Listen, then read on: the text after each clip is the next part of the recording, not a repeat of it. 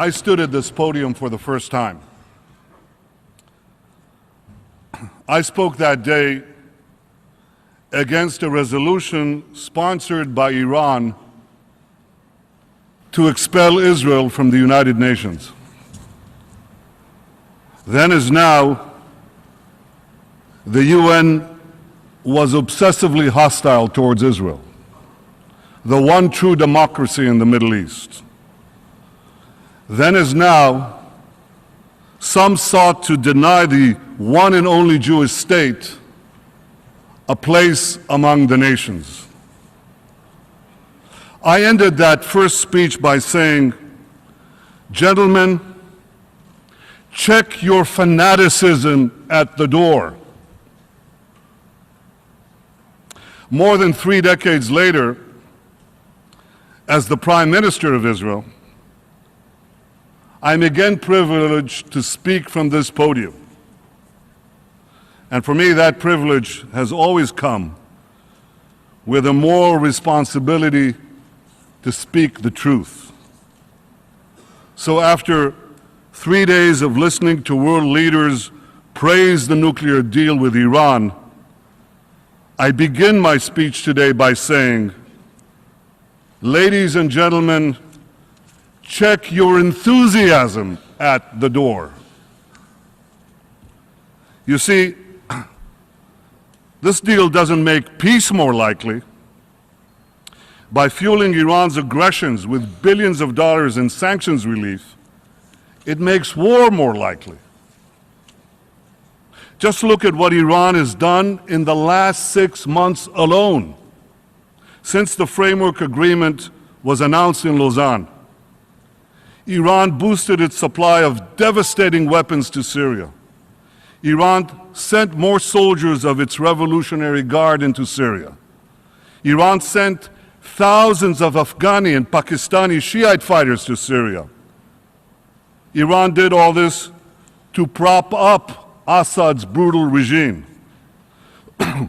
Iran also shipped tons of weapons and ammunition to the Houthi rebels in Yemen, including another shipment just 2 days ago. Iran threatened to topple Jordan. Iran's proxy, Hezbollah, smuggled into Lebanon SA-22 missiles to down our planes and Yahoun cruise missiles to sink our ships. Iran supplied Hezbollah with precision-guided surface-to-surface missiles and attack drones so it can accurately hit any target in Israel. Iran aided Hamas and Islamic Jihad in building armed drones in Gaza.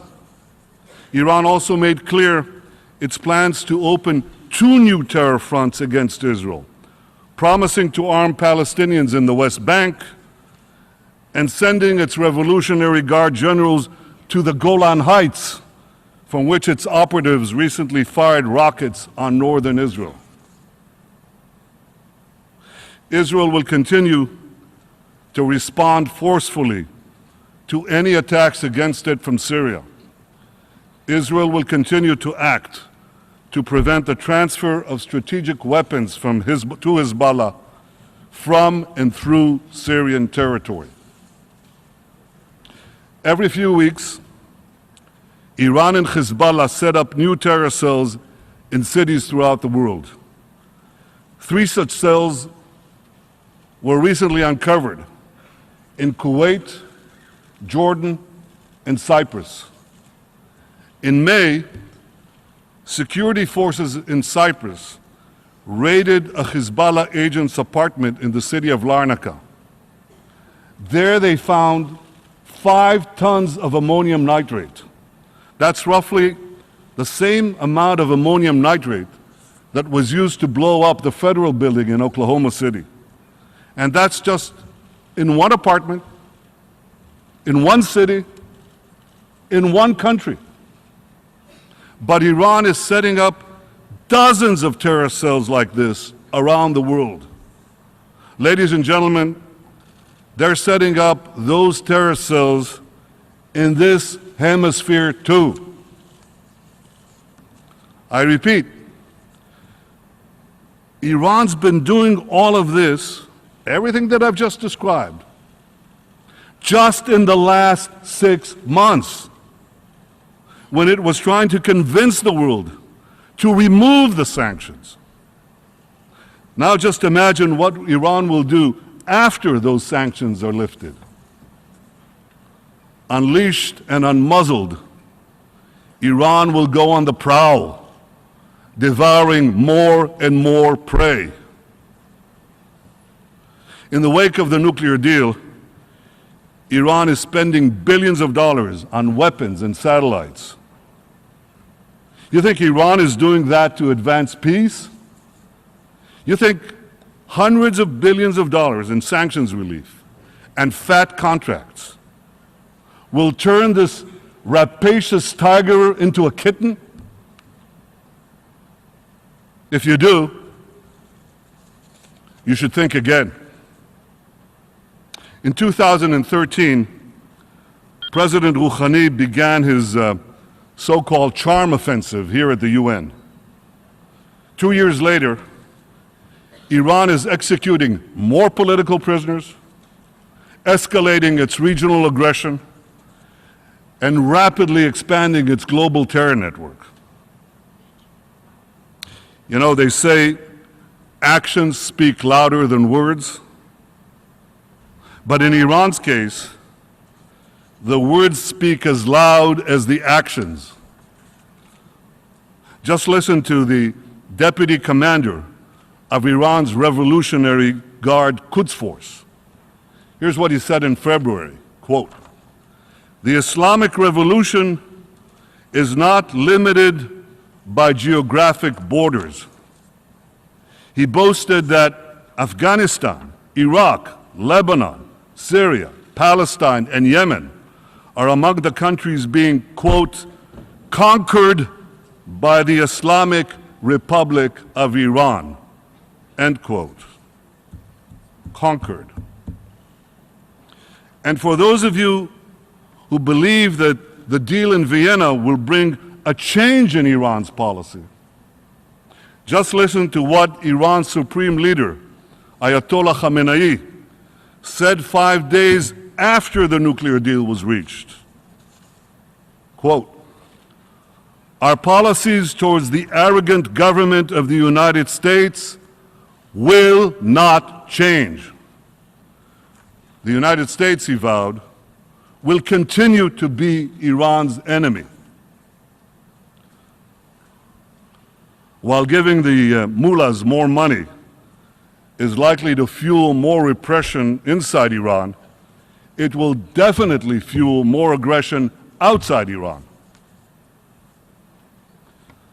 As the leader of a country defending itself every day against Iran's growing aggression,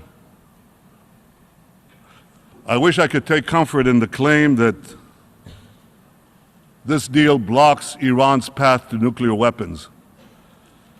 But I can't, because it doesn't. This deal does place several constraints on Iran's nuclear program, and rightly so, because the international community recognizes that Iran is so dangerous. But you see, here's the catch. Under this deal, if Iran doesn't change its behavior, in fact, if it becomes even more dangerous in the years to come, the most important constraints will still be automatically lifted by year 10 and by year 15. That would place a militant Islamic terror regime weeks away from having the fissile material for an entire arsenal of nuclear bombs. That just doesn't make any sense. I've said that if Iran wants to be treated like a normal country, let it act like a normal country. But this deal will treat Iran like a normal country even if it remains a dark theocracy that conquers its neighbors, sponsors terrorism worldwide, and chants death to Israel, death to America. Does anyone seriously believe that flooding a radical theocracy with weapons and cash will curb its appetite for aggression? Do any of you really believe that a theocratic Iran with sharper claws and sharper fangs will be more likely to change its stripes? So here's a general rule that I've learned, and you must have learned in your lifetime. When bad behavior is rewarded, it only gets worse.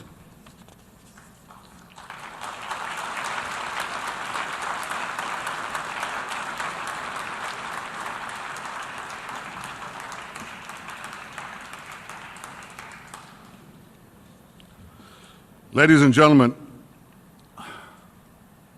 I've long said that the greatest danger facing our world is the coupling of militant Islam with nuclear weapons.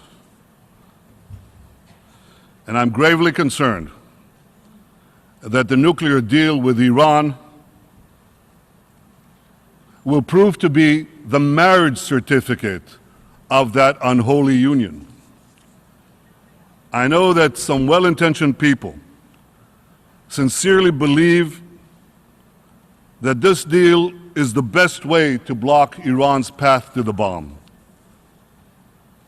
But one of history's most important, yet least learned lessons is this: the best intentions don't prevent the worst outcomes. The vast majority of Israelis believe that this nuclear deal with Iran is a very bad deal. And what makes matters even worse is that we see a world celebrating this bad deal, rushing to embrace and do business with a regime openly committed to our destruction. Last week, Major General Salehi, the commander of Iran's army, proclaimed this, quote, "We will annihilate Israel for sure.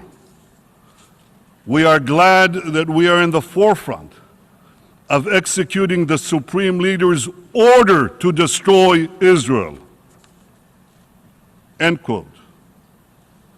And as for the Supreme Leader himself, a few days after the nuclear deal was announced, he released his latest book.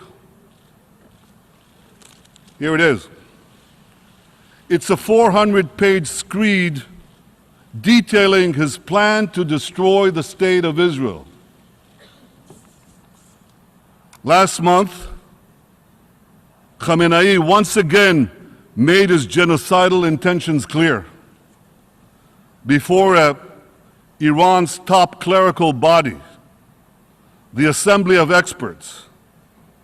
He spoke about Israel, home to over 6 million Jews. He pledged, quote, "There will be no Israel in 25 years." End quote. 70 years after the murder of 6 million Jews, Iran's rulers promised to destroy my country, murder my people. And the response from this body, the response from nearly every one of the governments represented here, has been absolutely nothing. Utter silence. Deafening silence.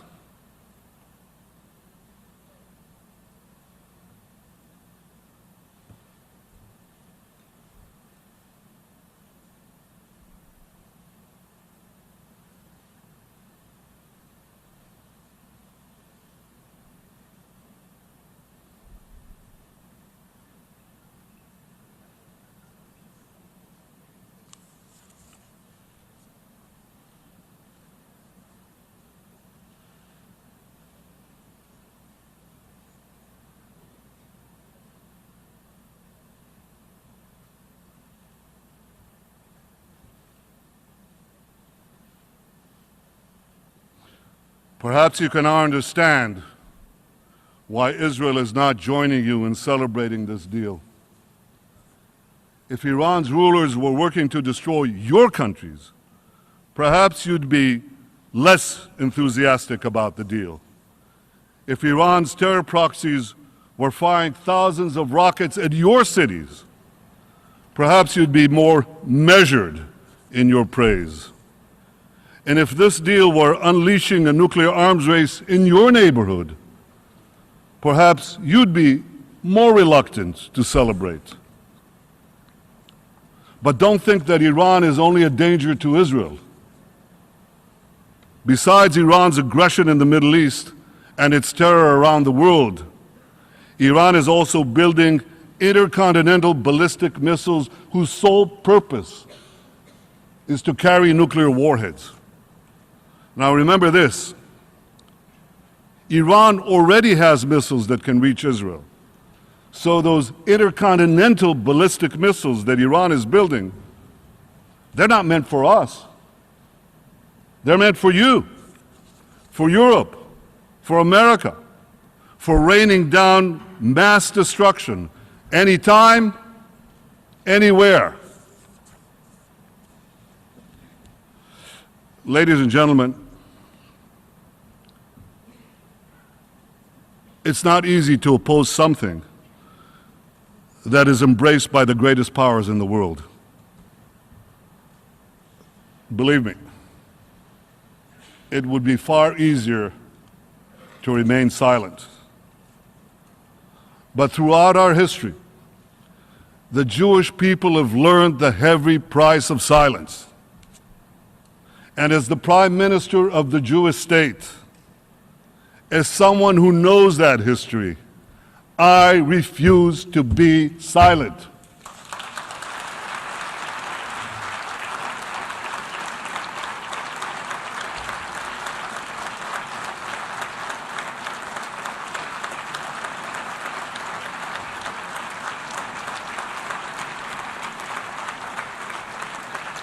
I'll say it again. The days when the Jewish people remained passive in the face of genocidal enemies, those days are over. Surely he would.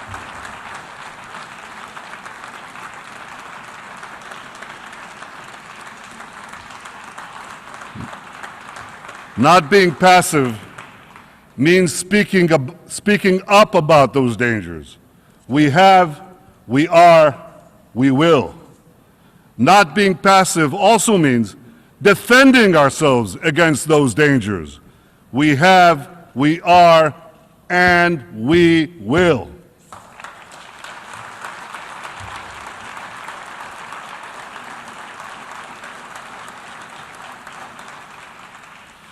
Israel will not allow Iran to break in, to sneak in, or to walk into the nuclear weapons club.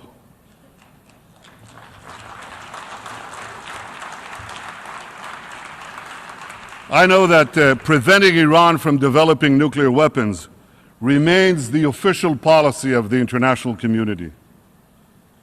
But no one should question Israel's determination to defend itself against those who seek our destruction. For in every generation, there were those who rose up to destroy our people. In antiquity, we faced destruction from the ancient empires of Babylon and Rome. In the Middle Ages, we faced inquisition and expulsion. And in modern times, we face pogroms and the Holocaust.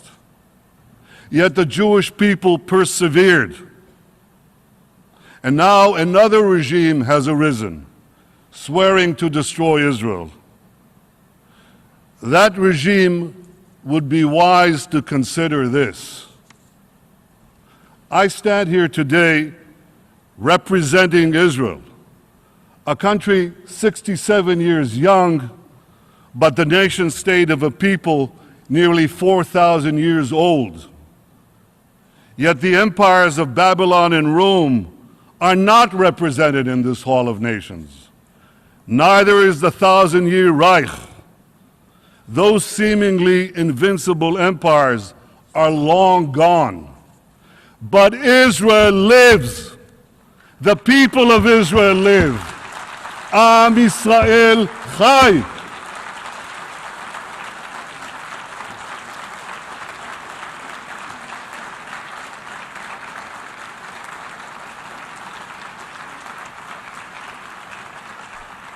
The rebirth of Israel is a testament to the indomitable spirit of my people. For 100 generations, the Jewish people dreamed of returning to the land of Israel. Even in our darkest hours, and we had so many, even in our darkest hours, we never gave up hope of rebuilding our eternal capital, Jerusalem. The establishment of Israel made realizing that dream possible. It has enabled us to live as a free people in our ancestral homeland. It's enabled us to embrace Jews who've come from the four corners of the earth to find refuge from persecution. They came from war-torn Europe, from Yemen, Iraq, Morocco, from Ethiopia and the Soviet Union, from 100 other lands. And today, as a rising tide of anti-Semitism once again sweeps across Europe and elsewhere, many Jews come to Israel to join us in building the Jewish future. So here's my message to the rulers of Iran. Your plan to destroy Israel will fail.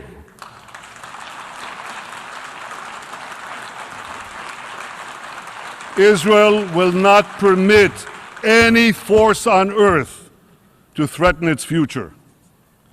And here's my message to all the countries represented here.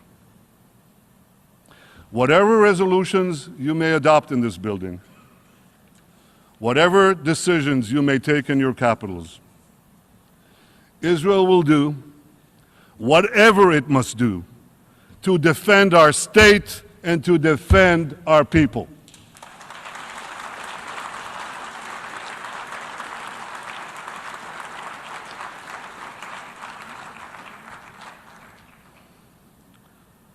Distinguished delegates,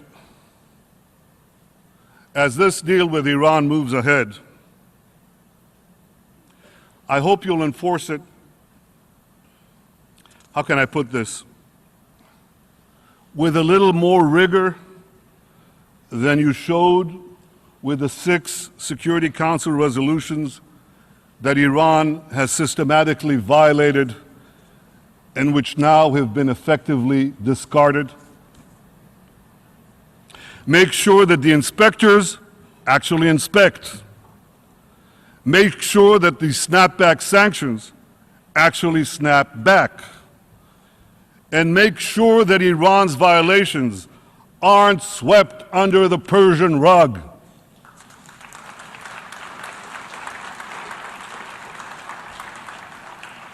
Well, of one thing I can assure you,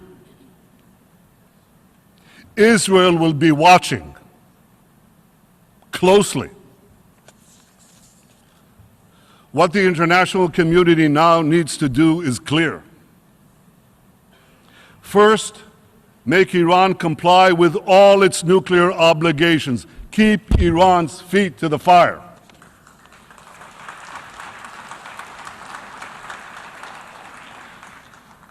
Second, check Iran's regional aggression.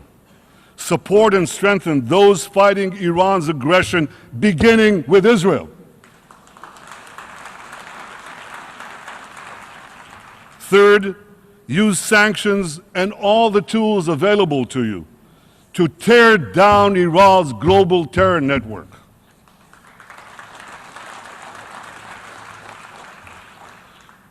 Ladies and gentlemen, Israel is working closely with our Arab peace partners to address our common security challenges from Iran and also the security challenges from ISIS and from others. We're also working with other states in the Middle East. as well as countries in Africa, in Asia, and beyond. Many in our region know that both Iran and ISIS are our common enemies. And when your enemies fight each other, don't strengthen either one, weaken both.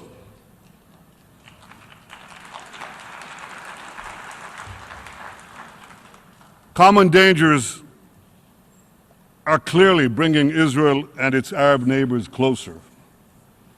And as we work together to thwart those dangers, I hope we'll build lasting partnerships for security, for prosperity, and for peace. But in Israel, we never forget one thing. We never forget that the most important partner that Israel has always been and will always be the United States of America.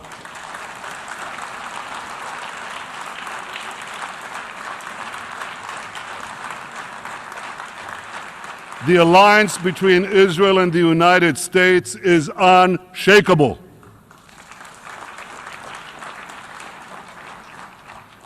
President Obama and I agree on the need to keep arms out of the hands of Iran terror proxies. We agree on the need to stop Iran from destabilizing countries throughout the Middle East.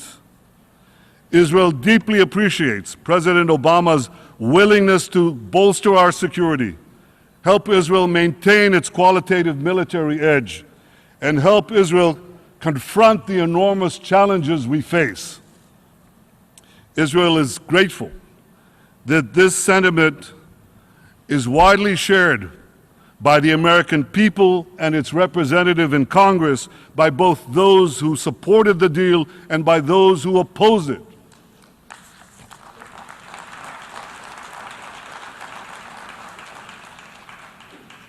President Obama and I have both said that our differences over the nuclear deal are a disagreement within the family. But we have no disagreement about the need to work together to secure our common future. And what a great future it could be. Israel is uniquely poised to seize the promise of the 21st century. Israel is a world leader in science and technology, in cyber, software, water, agriculture, medicine, biotechnology, and so many other fields that are being revolutionized by Israeli ingenuity and Israeli innovation. Israel is the innovation nation.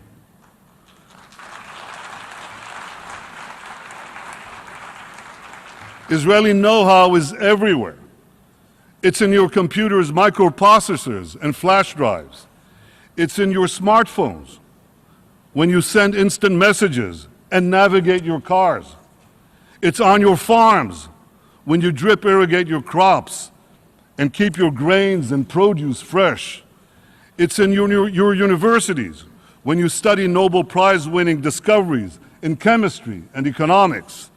It's in your medicine cabinets when you use drugs to treat Parkinson's disease and multiple sclerosis.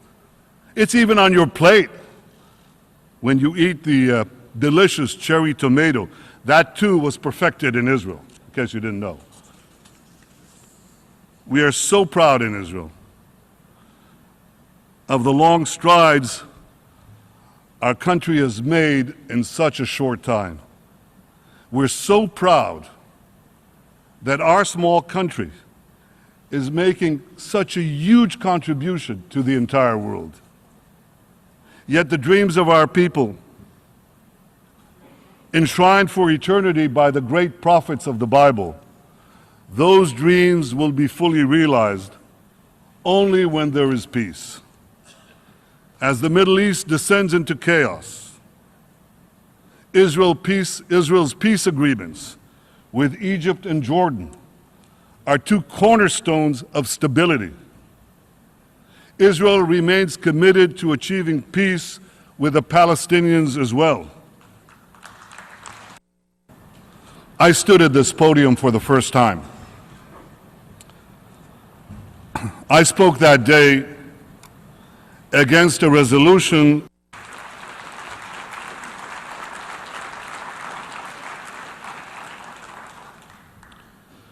Israelis know the price of war. I know the price of war. I was nearly killed in battle. I lost many friends.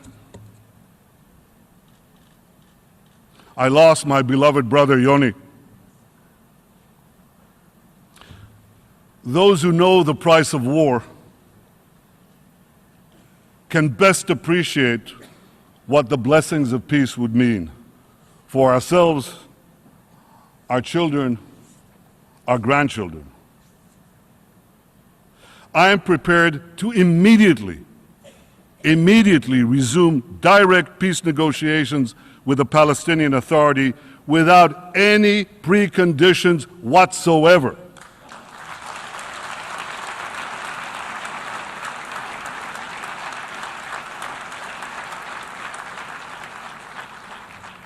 Unfortunately, President Abbas said yesterday that he is not prepared to do this. Well, I hope he changes his mind, because I remain committed to a vision of 2 states for 2 peoples, in which a demilitarized Palestinian state recognizes the Jewish state. You know, the peace process began over 2 decades ago. Yet, despite the best efforts of 6 Israeli prime ministers, Rabin, Peres, Barak, Sharon, Omar, and myself, the Palestinians have consistently refused to end the conflict and make a final peace with Israel. And unfortunately, you heard that rejectionism yet again, only yesterday, from President Abbas. How can Israel make peace with a Palestinian partner who refuses to even sit at the negotiating table? Israel expects the Palestinian Authority to abide by its commitments. The Palestinians should not walk away from peace. President Abbas, I know it's not easy. I know it's hard. But we owe it to our peoples to try, to continue to try. Because together, if we actually negotiate and stop negotiating about the negotiations, if we actually sit down and try to resolve this conflict between us, recognize each other, not use a Palestinian state as a stepping stone for another Islamist dictatorship in the Middle East, but something that will live at peace next to the Jewish state. If we actually do that, we can do remarkable things for our peoples.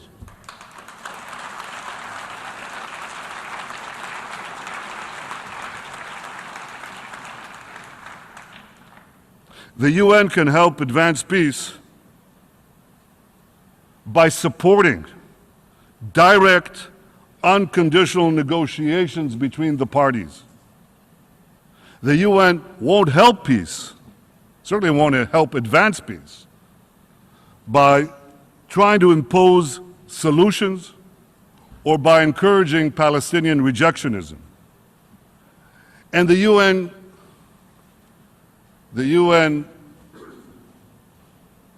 distinguished delegates should do one more thing. The UN should finally rid itself of the obsessive bashing of Israel. Here's just one absurd example of this obsession. In 4 years of horrific violence in Syria, more than 250,000 people have lost their lives. That's more than 10 times the number of Israelis and Palestinians combined who've lost their lives in a century of conflict between us. Yet last year, this assembly adopted 20 resolutions against Israel and just one resolution about the savage slaughter in Syria. Talk about injustice. Talk about disproportionality.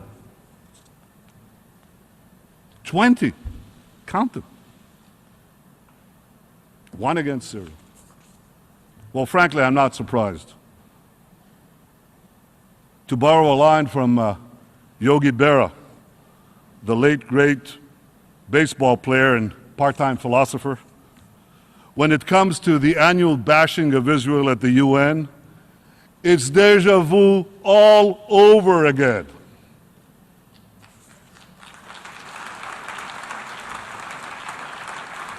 Enough. 31 years after I stood here for the first time, I'm still asking, when will the UN finally check its anti-Israel fanaticism at the door?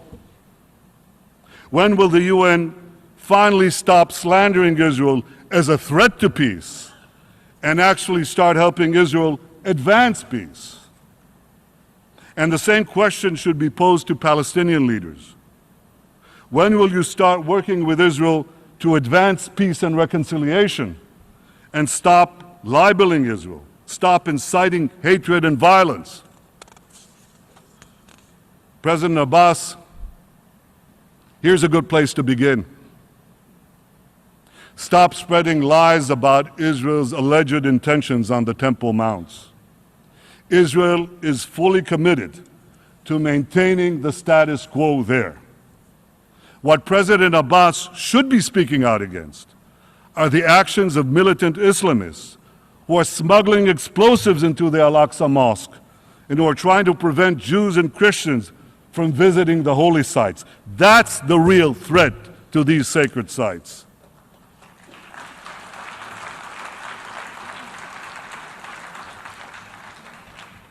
A 1,000 years before the birth of Christianity, more than 1,500 years before the birth of Islam, King David made Jerusalem our capital, and King Solomon built the temple on that mount. Yet Israel will always respect the sacred shrines of all in a region plagued by violence and by unimaginable intolerance, in which Islamic fanatics are destroying the ancient treasures of civilization. Israel stands out as a towering beacon of enlightenment and tolerance. Far from endangering the holy sites, it is Israel that ensures their safety.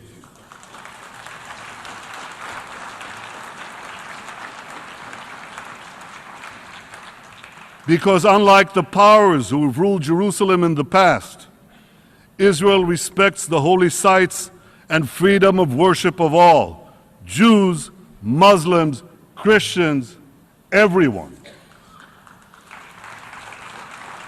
And that, ladies and gentlemen, will never change, because Israel will always stay true to its values.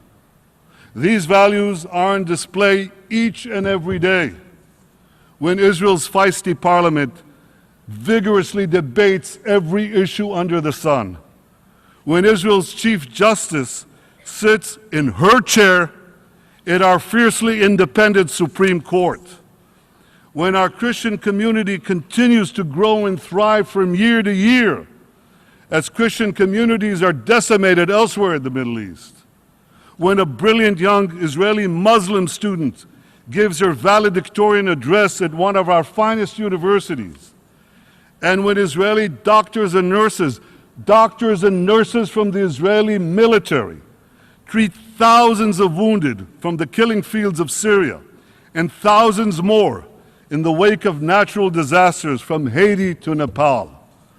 This is the true face of Israel. These are the values of Israel. And in the Middle East, these values are under savage assault by militant Islamists who are forcing millions of terrified people to flee to distant shores. 10 miles from ISIS, a few hundred yards from Iran's murderous proxies, Israel stands in the breach, proudly and courageously defending freedom and progress. Israel is civilization's front line in the battle against barbarism. So here's a novel idea for the United Nations. Instead of continuing the shameful routine of bashing Israel, stand with Israel. Stand with Israel as we check the fanaticism at our door. Stand with Israel as we prevent that fanaticism from reaching your door. Ladies and gentlemen, stand with Israel, because Israel is not just defending itself. More than ever, Israel is defending you.